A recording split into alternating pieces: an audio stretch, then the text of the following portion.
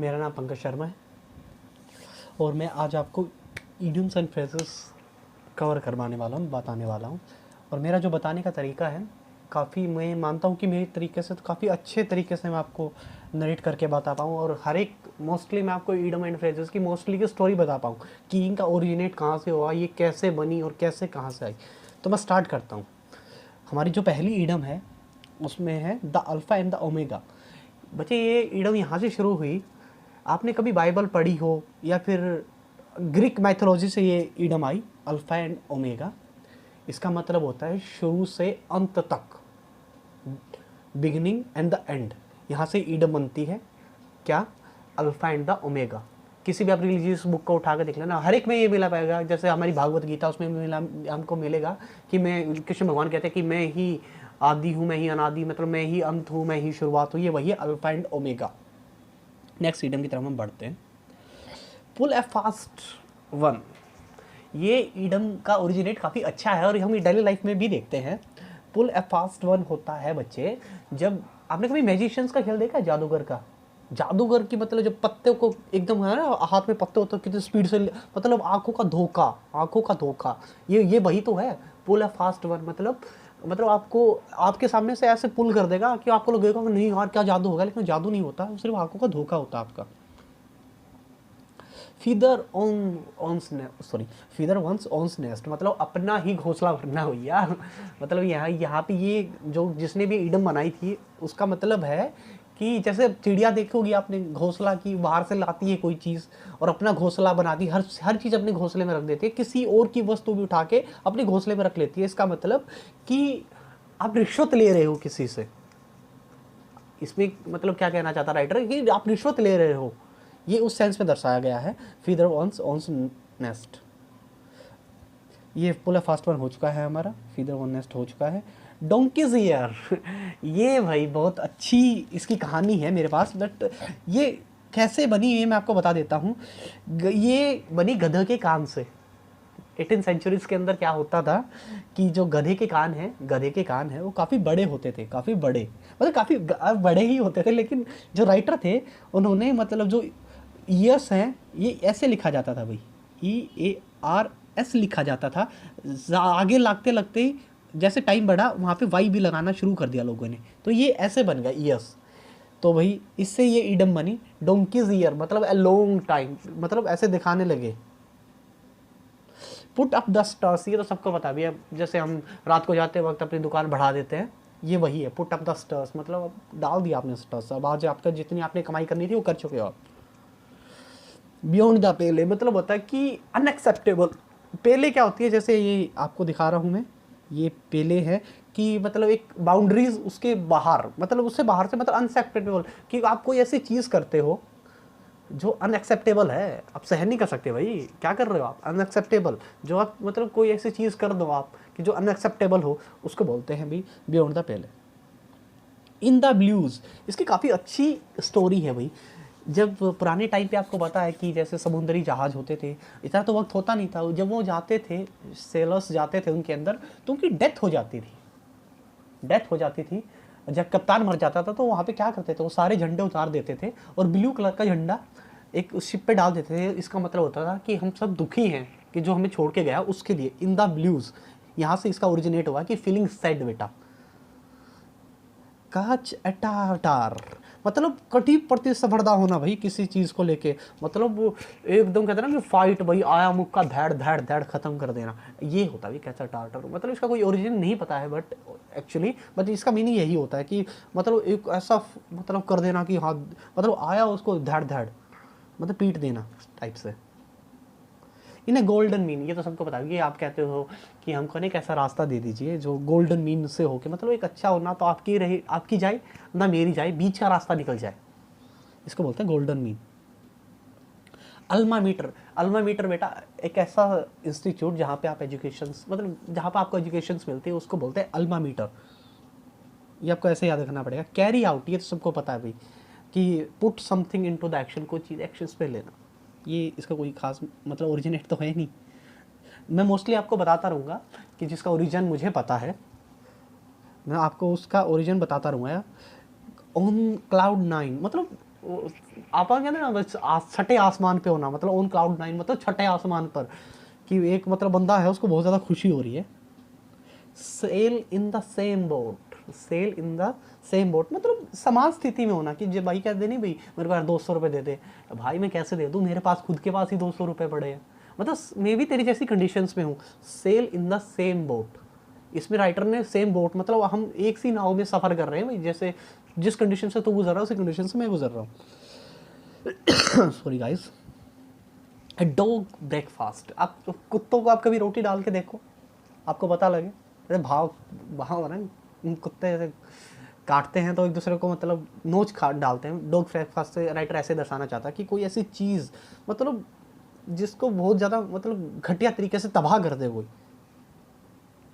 Stair up हॉर्नेस्ट nest, इसका होता है कि मधुमक्खी के छत्ते को छेड़ के देखो भाई। स्टेयर अप है हॉर्नेस्ट अर्नेस्ट नेस्ट, मतलब टू क्रिएट, अगर आप मधुमक्खी के छत्ते को छेड़ोगे तो क्या होगा, आपको प्रसाद थोड़ी मिलेगा, प्रसाद मिलेगा लेकिन उस टाइप का मिलेगा कि आपको काट लेंगे वो। मेरी ज़्यादा स्पीड हो रही है तो मुझे नहीं पता है, बहुत सारे लोग मुझे कहते हैं कि मेरी स्पीड काफ़ी ज़्यादा है, पर मैं जल्द से जल्द कवर अप करना चाहता हूँ कि मैं जल्द से जल्द कवर अप कर सकूँ और ज़्यादा से ज़्यादा वीडियो आपके लिए ला सकूँ। एक सेकंड देखते हैं भाई। ऑन क्लाउड नाइन हो चुकी है हमारी, in the sail on the same boat भी हो चुकी है, ये भी हो चुकी है, ये भी हो चुकी है।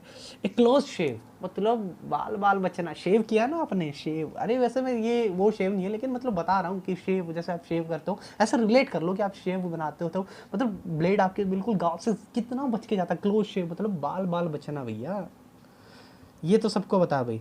सैलेड डेज, ये होता है भाई unexperience day, the day once youthful unexperience day, मतलब सैलेड डेज मतलब जिसको अनएक्सपीरियंस हो, मतलब नया नया अनुभव हो, नया नया चौधरी बन रहा हो, मतलब हरियाणा से हूँ तो लगने लग जाती है भाई, ज़्यादा कोई ज़्यादा नया नया वो स्मार्ट बन रहा हो।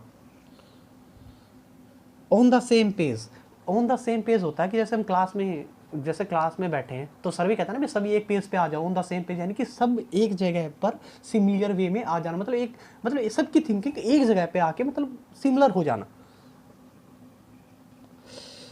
देखो don't know beans about something, मतलब ये ईडम जब बना 17वीं शताब्दी के अंदर बना था, और ये बीन्स आपको पता होगा, बीन्स होते हैं वहाँ पे, ऐसा माना जाता था यूरोप के अंदर कि जिसको बीन्स का भी नहीं पता उसको कुछ भी नहीं पता, वो निरा मूर्ख मिट्टी का माधव है। तो don't know beans about something मतलब जिसको बीन्स का भी नहीं पता है वो बहुत ज़्यादा ही मूर्ख है, बहुत ज़्यादा। ये है भाई प्लेन सेलिंग। प्लेन सेलिंग होता है कि भाई जैसे उस टाइम पे जहाज होते हैं, हमारे जहाज होते हैं, जहाज पहले चलते नहीं थे भाई, अभी मतलब चलने लगे, मतलब चलते तो पहले भी थे, मतलब स्पोर्ट नहीं मिलता था, जो लहरों के स्पोर्ट से चलते थे, तो ये वहाँ से ईडम का मतलब जन्म हुआ है कि प्लेन सेलिंग मतलब कि स्पोर्ट नहीं होना लेकिन स्मूथली चलना लहरों के साथ। प्लेन सेलिंग यानी कि कोई चीज़ स्मूथ और ईजी तरीके से हो रही है।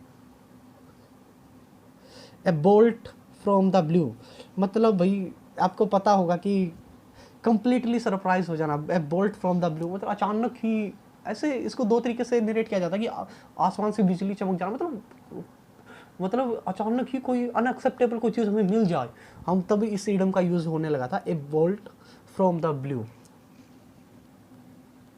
गिफ्ट ऑफ द गैप, एक ऐसा इंसान, गिफ्ट द ऑफ द गेब, गेब होता है मतलब बात करने का, किसी के पास हुनर हो, गिफ्ट ऑफ द गेब। हरियाणा बस कुछ भी आप अपनी ट्रिक से याद कर लीजिए, कोई दिक्कत नहीं है, लेकिन आप याद कर लीजिए। To ability to speak well, मतलब किसी को बोलने की काफ़ी ज़्यादा मतलब वो है, मतलब दिमाग है, मतलब उसको पता है कि कैसे बातों से लोगों को फुसलाया जाता है। The gift of the gab. Live wire मतलब ऊर्जावान व्यक्ति जो हमेशा नहीं करते नहीं भाई जोश में आ जा भाई अभी करेंगे ये वो, लाइव वायर मतलब एक तार नहीं होती है उस तरीके से। एप्पल ऑफ डिस्कार्ड, इसकी कहानी है आपने एक मूवी देखी होगी द प्रिंसेस, एक मेलिफिसेंट टाइप की एक मूवी थी, मेलिफिसेंट से रिलेट कर लेते, मेलिफिसेंट आपने देखी होगी। तो उसमें क्या होता है जब प्रिंसेस का जन्म होता है तो एक जो पुरानी जो एक वो बुरी परी होती है उसको बुलाया नहीं जाता, वो आती है वहाँ पे एक वो गोल्डन टाइप का वो सेब होता है, वो डाल देती है उस पार्टी के अंदर। अब वो सेब देखते हैं सब लोग, आपस में झगड़ा शुरू हो जाता है सबका, ये सेब मेरा है वो सेब मेरा है, यानी कि एप्पल ऑफ डिस्कॉर्ड यहाँ से ये मतलब ओरिजिनेट हुई है कि कुछ ऐसी चीज़ें मतलब जिस पे डिस्ट्रीब्यूट बने, मतलब विवाद हो जाए, ट्रबल हो जाए। ब्रेक द आइस, मतलब यहाँ पे जब ये ईडम का जन्म हुआ था, मुझे इसका एग्जैक्टली ईडम का जन्म नहीं पता, लेकिन रिलेट कर सकते हो आप। ब्रेक द आइस मतलब चुप्पी तोड़ना किसी चीज़ को लेके, मतलब आइस की तरह आप कठोर हो। जब आप पे कुछ मतलब कुछ सडनली कुछ चीज़ पे मतलब आपसे गिर जाते हो और आप टूटते हो, तो उस टाइम पे करो, क्योंकि जब तक आप चुप हो जब तक चुप हो, लेकिन जब आप बोलने लग गए ना बैंड बजा डालना, तो इस टाइप से है भाई कि मतलब ब्रेक द आइस मतलब एक बार मतलब चुप्पी तोड़ना अपनी। टू गोट स्कॉट फ्री मतलब होता है भैया बिना पनिशमेंट के भाग जाना, स्कॉट फ्री ऐसे होता है, गो स्कॉट, स्कॉट फ्री मतलब भाग गया भाई वो, बिना मतलब पनिशमेंट मिले भाग गया। इन लाइफ ऑफ, ये तो बेटा ईडम मतलब ईडम भी नहीं, मतलब प्रोपोजिशंस में भी पूछा जाता है, ईडम्स रट लेना भाई, ये सेंटेंस इंप्रूवमेंट में पूछी जाती है, फिल इन द ब्लैंक्स में पूछी जाती है, इरर के अंदर भी बन जाती हैं, तो एग्जैक्ट मीनिंग और एग्जैक्ट स्पेलिंग्स ध्यान रख लेना। इन लाइफ ऑफ मतलब होता है के बजाय। स्टोल द शो, सबको बता भी स्टोल द शो मतलब उसने सबका दिल जीत लिया भाई, ऐसा स्टोल मतलब शो मतलब इस तरीके से उसने परफॉर्मेंस किया। क्रॉस स्वॉर्ड्स मतलब होता है, क्रॉस स्वॉर्ड्स का मतलब होता है बेटा जो दो तलवारें हैं ना बड़ी हुई देखी है तुमने, ऐसे क्रॉस का निशान, जैसे मैं बना देता हूँ, एक सेकंड रुकिए, मैं क्रॉस का निशान बना देता हूँ, मैं पीले से ही बना देता हूँ भैया, आपने देखे ना तलवारें ऐसे, तो क्रॉस द स्वॉर्ड का मतलब होता है कि मतलब अब तो भाई लड़ाई होगी, आजा भाई। ब्लो ऑन ट्रम्पेट मतलब अपनी ही डींगे हाँकना, ट्रम्पेट ऐसे तुम याद कर लेना, इसका ओरिजिनेट मेरे को पता नहीं, लेकिन तुम ऐसे ट्रम्प से याद कर लेना, ट्रम्पेट। जो ट्रम्प है, ट्रम्प था अमेरिका का राष्ट्रपति, वो अपनी अपनी हाँकता था, मतलब हाँकता था मतलब अपनी डींगे मारता था दुनिया में, ये कर दूंगा वो कर दूंगा ये कर देंगे। ब्लो ऑन ट्रम्पेट मतलब अपनी ही गुणगान करना, बढ़ाई करना ज़्यादा से ज़्यादा। At at a snail pace, snail देखिए आपने, वो घींगा टाइप होती है जो इस टाइप से बनी होती है वो, और वो ऐसे चलती है जो, ऐसे चलती है जो धीरे धीरे चलती है, वो स्ने पेस मतलब धीरे धीरे चलना किसी चीज़ का। यहाँ से ये एट स्नेल पेस मतलब आराम से वेरी स्लोली स्लोली चलती है वो, यहाँ से ये बनी है। डन फॉर ये तो होता है बर्बाद हो जाना, डन फॉर, अरे मैंने डन कर दिया भाई अब वो बर्बाद है, डन फॉर बर्बाद कर दिया मैंने उसको। बेस्ट ऑफ द वर्ल्ड होता है कि मतलब एक ऐसी सिचुएशंस जहाँ पे मतलब बल्ले ही बल्ले भाई, मतलब बल्ले ही बल्ले, a situations which can enjoy and the advantage of two different thing at the same time, मतलब बल्ले ही बल्ले होना, ये मैंने बताया ना बेस्ट ऑफ द। ये कुछ ईडम्स होती है जिनके आपको दिल से समझ में आ जाएगा कि हाँ अरे इसमें कुछ अच्छा ही बोला गया है, किसी the best of the both world, यानी कि किसी के बारे में मतलब दोनों एक ऐसा जहान जहाँ पे मज़े ही मज़े हो, दोनों दोनों हाथों में लड्डू। Best since sliced bread, best thing since sliced bread मतलब इसका मीनिंग मेरे को देखो इतना पता नहीं, लेकिन जो बहुत ज़्यादा किसी मात्रा में मिलना, ये इसका मीनिंग होता है। कैच 22 मतलब होता है कड़ी सफरदा होना, मतलब बहुत ज़्यादा कड़ी सफरदा होना भाई, कि मतलब आके देखो तुमको बनाए हीरो, मतलब कड़ी सफरदा होना बेटा, प्रतिस्पर्धा होना। कैच मतलब कैच बराबर टू 2020 नहीं होता, जैसे कैच 22 ऐसे रिलेट कर लेना कि बराबर भाई आके देखो।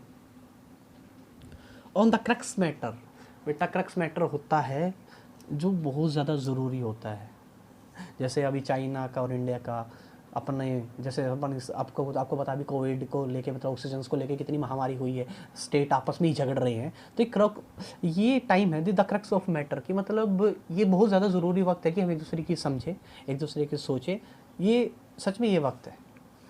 इसका मीनिंग यही होता है the crux of the matter, मतलब most initial main part of the problem, उस प्रॉब्लम की तरफ जाए कि कहाँ पे मेजर प्रॉब्लम्स हैं भाई ऑक्सीजन को लेके, कहाँ ऐसे दिक्कत उठ रही है।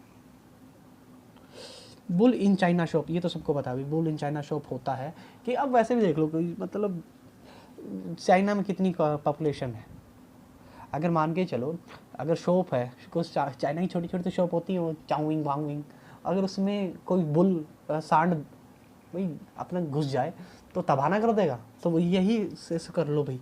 बुल इन चाइना शॉप मतलब एक ऐसा अनाड़ी पर्सन जो बस मारन पीटन में यकीन रखता हो भाई। तो थैंक यू गाइस, यही था आज के लिए। आई होप कि आपको मेरे द्वारा पढ़ाई गई हुई ईडम्स आई थिंक थोड़ा तो याद होना चाहिए, मेरा पहली बार ही सेशन है, अगर आपको ये अच्छी लगती है तो हम आगे भी लेके आएंगे। और धन्यवाद। होपफुली आप घर पे रहिए, मज़े में रहिए, घर पे रहोगे बचे रहोगे, स्टे होम प्लीज़, और हेल्प करते रहिए एक दूसरे की। जब तक आपके इंस्टीट्यूट द्वारा खुलते ही आते हैं तब तक आप घर पे रहेंगे, मास्क का यूज़ कीजिए, सैनिटाइज करते रहिए। Thank you guys, bye bye.